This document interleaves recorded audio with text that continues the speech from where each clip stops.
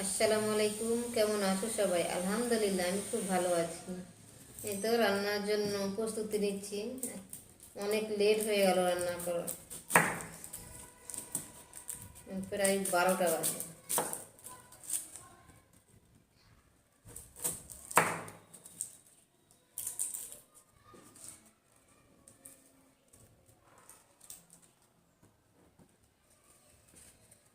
ঠান্ডা এত পড়েছে বলার বাইরে। তোমাদের কোন জেলাতে কিরকম ঠান্ডা পড়েছে বলো তো? প্রচুর ঠান্ডা পড়ে গেছে।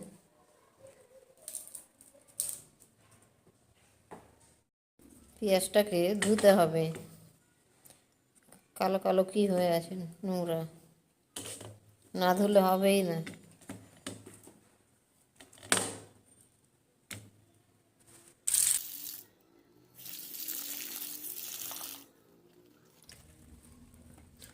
পেঁয়াজটাকে ধুয়ে নিলাম, পেঁয়াজ রসুনটাকে।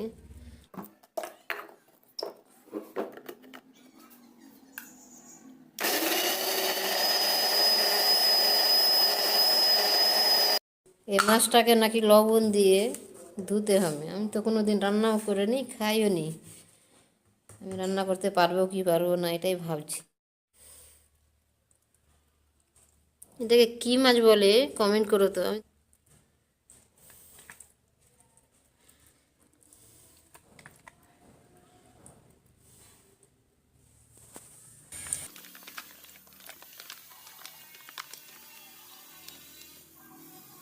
হয়ে গেছে পরিষ্কার করা।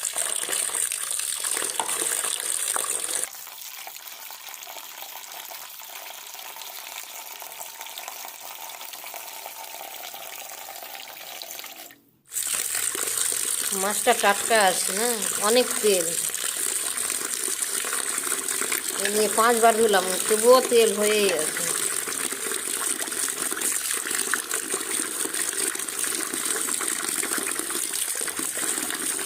নুন হলুদ দিয়ে মাখিয়ে রেখে দেবো।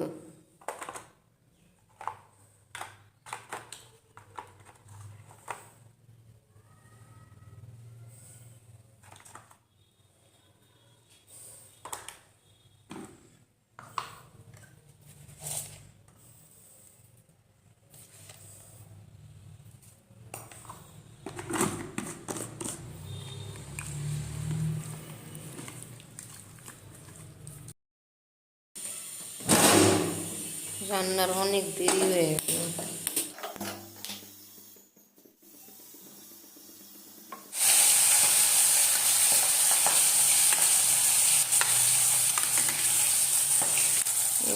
তেলে মাছগুলো দিয়ে দিলাম। প্রচুর মানে তেল ছিটছে বেশি। আমি কোনোদিন খাইনি এটা, আমার আজকে প্রথম খাবো। জানি না কেমন লাগে। বাবা, মাছ গেলা এত ফুটছে, জানি না এটা কি মাছ। এটা ভেজা রেখে দেবো, এটা অতটা রান্না করবো না। গাইস, আওয়াজটা শুধু শুনো। বাবা, মনে হচ্ছে ভটকা ফুটছে, এত ফুটে। আমি ভাবতেই পারিনি যে এত ফুটবে মাছগুলো। জানি না কি মাছ আছে। আমি আগে যদি জানতাম তো মাছটা নিতামই না। বাবা, কি আওয়াজ হচ্ছে, মনে হচ্ছে যে ভটকা ফুটছে। মাছ ভাজা কমপ্লিট। তেলে দিয়ে দিলাম রসুন বাটা, আদা বাটা আর পেঁয়াজ বাটা। এবারে দিয়ে দেবো সব শুকনো গুঁড়োগুলো।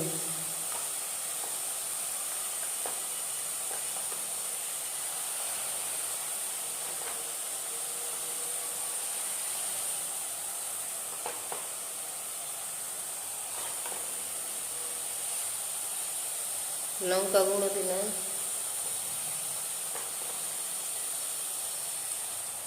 ধনিয়া গুঁড়ো দিলাম,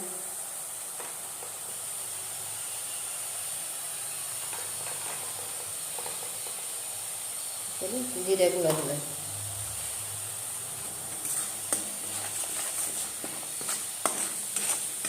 মশলাটা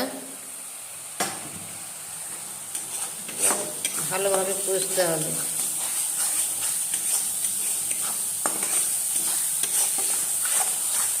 এতে এদিকে মশলা কষানো হচ্ছে,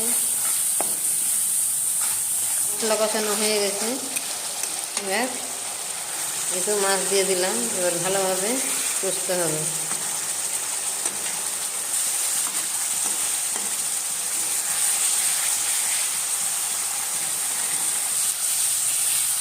এবার মাছটা কষানো হয়ে গেছে, গরম জল দিয়ে দিলাম।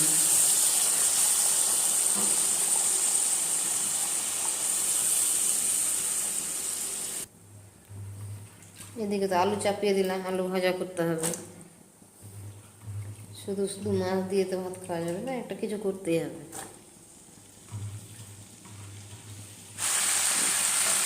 হতে থাকে এদিকে, মাছটা হয়ে যাবে। তো আলুতে সব গুঁড়ো মশলাগুলো দিয়ে দিয়েছি।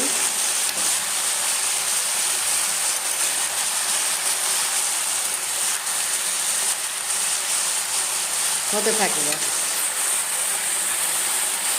মেয়েদের রান্না করতে করতে অনেক কাজ করতে হচ্ছে। যদি 10টা হাত থাকতো না, তো মনে হচ্ছে যে বেশি ভালো হতো।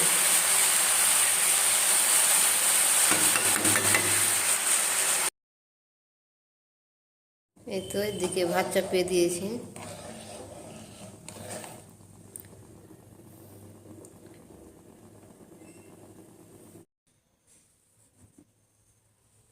আজকে রান্না কমপ্লিট। এই তো ঝুরি আলু ভাজা হয়েছে, দিয়ে মাছের ঝোল, আর এদিকে ভাত। মাছের ঝোলের সঙ্গে ঝুরি আলু ভাজা কি যে মজা লাগে।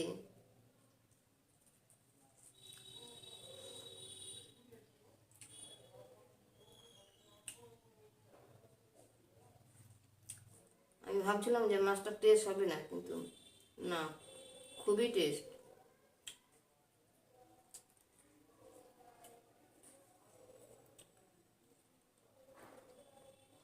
অসাধারণ।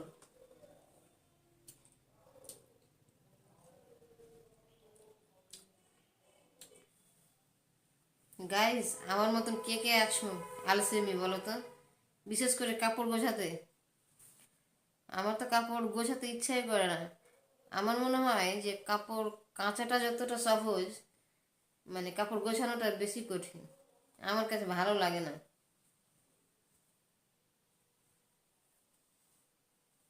আমাকে অন্য অন্য কাজ করতে যতটা সহজ মনে হয়, কিন্তু এই কাজটা একদম ভীষণ বোরিং কাজ। দেখতে রে,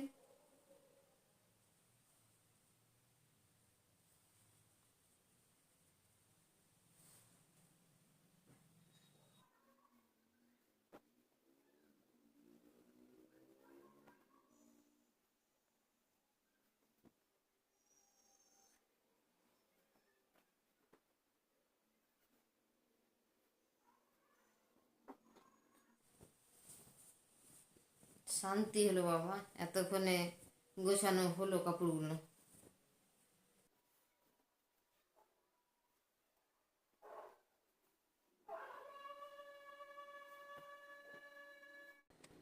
কাপড়গুলো গুছিয়ে রেস্ট করছিলাম। আর শীতের সন্ধ্যায় চা না হলে হবে না। রুমে গিয়ে দেখছি তো আমি সকালে বাজার করে নিয়ে এসেছি চা চিনিগুলো, আমি রাখতেই ভুলে গেছি। আর হাতের কাছে কিছু না থাকলে ভালো লাগে না। কিছু প্রবলেমের কারণে একদিন পর পর কিংবা 2 দিনও হয়ে যাচ্ছে আমার ভিডিও দিতে, কিন্তু ইনশাল্লাহ সব ঠিক হয়ে যাবে, আবার কন্টিনিউ ভিডিও দিব আমি। প্লিজ মানিয়ে নিও।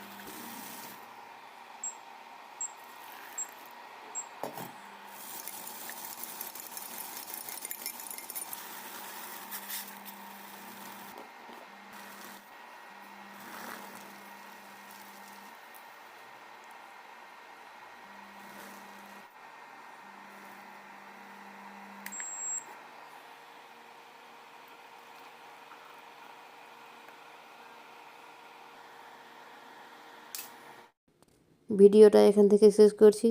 আমার ভিডিও যদি ভালো লেগে থাকে পাশে থেকো, ভালো থেকো, সুস্থ থেকো, পরিবারের সাথে থেকো, আমার জন্য দোয়া করো। আসসালামু আলাইকুম।